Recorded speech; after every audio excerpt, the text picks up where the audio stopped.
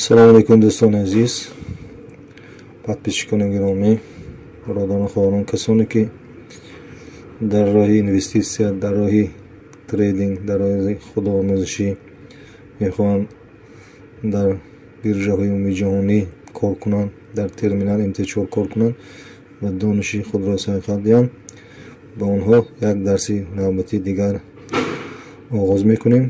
Дарси навбатии мо дар бораи паттернҳо.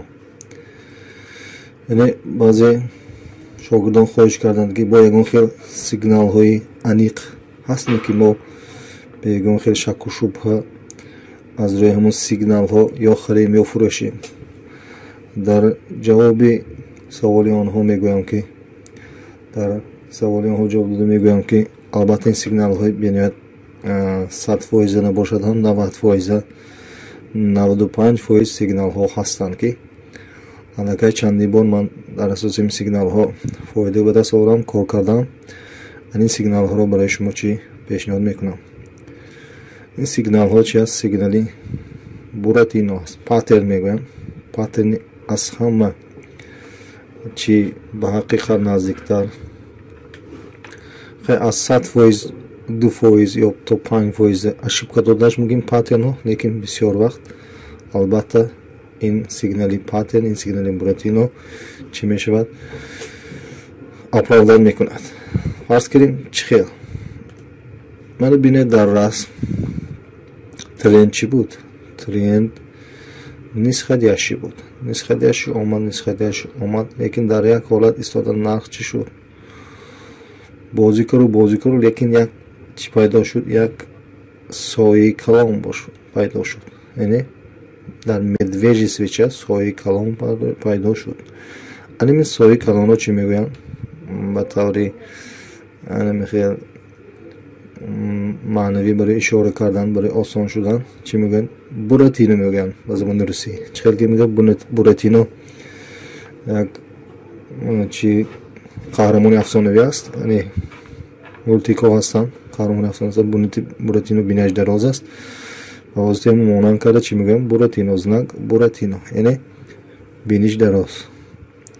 бинед ин соя дароз шудагӣ, ин знак чи аст? буратино. ин нишон медиҳад ки тренд чӣ мешавад? Тренд иваз мешавад. яъне агар тренд нисхадяшӣ шуда истода бошад, тренд чӣ мешавад? васхадяшӣ мешавад. яъне албатта дар ҳамин ҷоҳо, дар ҳамин уровенҳо мо натарсида чӣ кор мекунем? мехарем. чунки тренд чӣ аст? васхадяшӣ. дар ҳақиқат дар ин ҳолат чӣ шудагӣ? агар ҳаминҷоро мо рӯз кунем, дар ҳақиқат дар ин ҷо мехардем, албатта тренд шуд васхадяшӣ табдил ёфт. ин сигнали агар 100% нагӯем ҳам, 98%, 95% гӯем ҳам мешавад. дар давоми мо боз мана бинед, боз ҳосил шудагӣ дар вақти чӣ? дар вақти васхадяшӣ. тренд акрон вақте ки буратино боло пайдо мешавад, ин чӣ мешавад? ба мо знак мешавад ки мо чӣ мошем? мефурӯшем. яъне харидорон бичи свечаҳо харидорон дараҷаи худ барасиданд, лекин аз боло фурӯшандо ба таври сахт чӣ зер карданд, давление доданд. дар чӣ давление додан чӣ мешавад? хел соя пайдо мешавад. яъне рафта истода буд, тренд ба рафта истода буд, лекин давление медвежиҳо, фурӯшандҳо инро чо кардан, зер кардан, дар натиҷа тренди васхадяшӣ ба нисхадяшӣ чӣ табдил ёфт. дар дигар сурат ду хел свеча, яъне вақте ки буратино боло пайдо мешавад, ин аллакай васхадяшӣ тренд ба нисхадяшӣ табдил меёбад. баръакс вақте ки буратино поён пайдо мешавад, ин чи аст? баръакс нисхадяши тренд ба васхадяши чӣ табдил меёбад.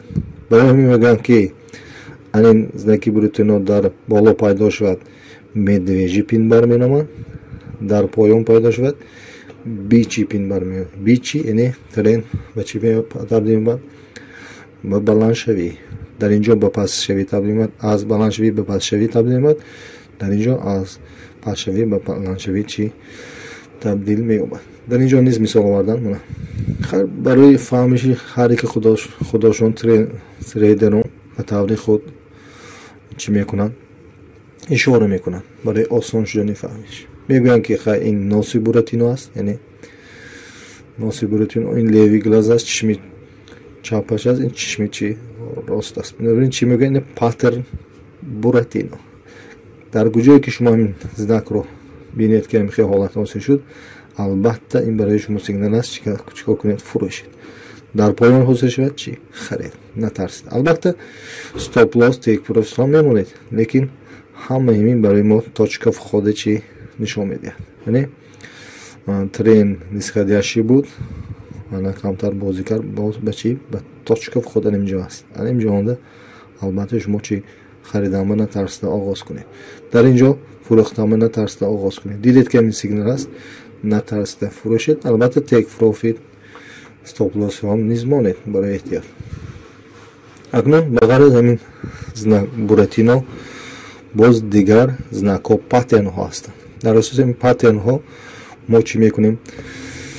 یا خریدن یا فروختن را برای خود پیش میکنیم. مانند این پاترن های چی؟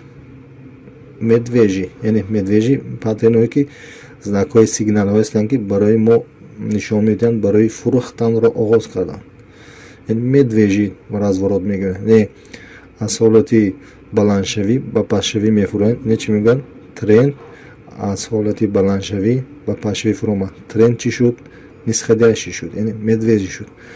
در اینجا که دیدید که سویچی سبز رفته ایستاده سرخ، بلند ایستاده سرخ، سبز رو پوشونید، علاقه شما نترسید فروشید. باز بینید منه سه سویچ بلند، چهارم سویچ پوشونده است. طرف چی میفروشید؟ با منو بینید سویچی سبز راشته سرخ پیدا شدگی، طرف چی میشه؟ میفروشید.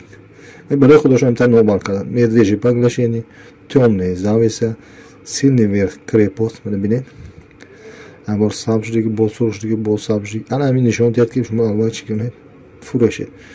ورشین پینسیتا دو خیل بوراتینو حاصل شده، حتی بوراتینو سبزنگ حتی بوراتینو چی سرخ. در اینجا البته شما چیکار میکنید؟ باز میفروشید. باز یک پاترن ها هستن که برای خریدنی ترند بر ما سیگنال میشوند. وقتی که دیدیم نسخه دیجی ترند آمد سرخ سویچ پیدا شد و در پایان سویچ سبز اینه بیچی سویچ مدویجی رو خورد. وقتی که خورد بلند شد، یعنی بینید قدش بلندتر شد، البته در اینجا چون کنیم میخریم. باز آمد پیدا شد، این هم میخریم. در اینجا نیز میخریم. برعکسی بینید همه این برعکسی، اینش برعکسی، اینش هم برعکسی، اینش هم برعکسی بالا. در اینجا چی کنیم؟ میخریم. در اینجا میفروشیم. در اینجا میخریم. در اینجا چی شد؟ دوتا بوراتینو در پایان پیدا شد. همین پاترن ها برای ما سیگنال میشوند. برای خود اذیت کرگیرید، برای خود یک دفتر یک الکترونی فرمت رسون کارو ساختن کرگیرید. همین نشان ها سیگنال است برای چی؟ خریدن یا برای فروختن. این بود یک درس نوبتی برای شاگردان که در اساس همین ها شما آنالیز کرده چی میفروشید. انا مثال اینها در چی میبینیم؟ در MT4 ترمینال 4 میبینیم. برای من نشان دادم فقط صورتی در حالت ریال. من فرض کردیم در بیت کوین من سیگنالی به نهایت سخت پیدا شد. در اینجا در بیت کوین من بوراتینو زنگ بوراتینو پیدا شد. از خداش ترند بود، بوراتینو پیدا شد. فروختیم. وقتی که در اینجا فروختیم انا بینید چقدر ما فایده رو به دست می آوردیم. انا بینید در همین اوروین چی شد؟ بوراتینو پیدا شد. می فروختیم به نهایت فایده کلان به دست می آوردیم. من باز بینیم در دیگر جا من باز بوراتینو در اینجا چی کار میکردیم؟ می فروختیم، باز فایده بسیار به دست می آوردیم. در بسیار جا در حقیقت چی که بوراتینو پیدا شدن. این برای ما من در اینجا بوراتینو من آمد نسخه داشت ترین در ریالنی من MT4 من بینید در حالت ریالی پیدا شدن. همین حالت ها در اینجا میخرید. البته من بوراتینو دوباره تکرار شده است. میخرید در نتیجه 1 2 3 4 ساعت چی شد؟ بلندشوی به عمل اومد. البته یک فایده خود را بنصب. این سیگنال است برای خریدن چی است؟ сигнали буратиност. дар ки ҷо ин сигналҳоро бинед, албатта аз рӯи ин сигнал амал кунед, харид ё фурӯшед вобаста ба тренд, албатта фоидаи худро чӣ барасед. Инак дарси мо ба охир расид. Худоҳофиз. Ягон саволҳо бошад дар зери навор нависед, албатта ман ба онҳо ҷавоб медиҳам. Худоҳофиз. ба шумо бурборӣ хоҳонам. Фақат бо мо бошед. Мо ҳар дафъ, ҳар рӯзҳо, як ҳафта ба як бор, ду бор ҳамин видеонаворҳои хуб дар бораи савдои трейдинг гуфта мегузорем, барои шумо чӣ сабаб шавад, барои шумо дарс шавад, ки шумо як фоидаи худро аз рӯи ин дарсҳо, аз рӯи наворҳо ба даст биёред, фоидаи худро ба даст биёред. Мо аз ин хело чӣ хурсанд мешудем. Худоҳофиз. Дар пони худо, шогирдони муҳтарам.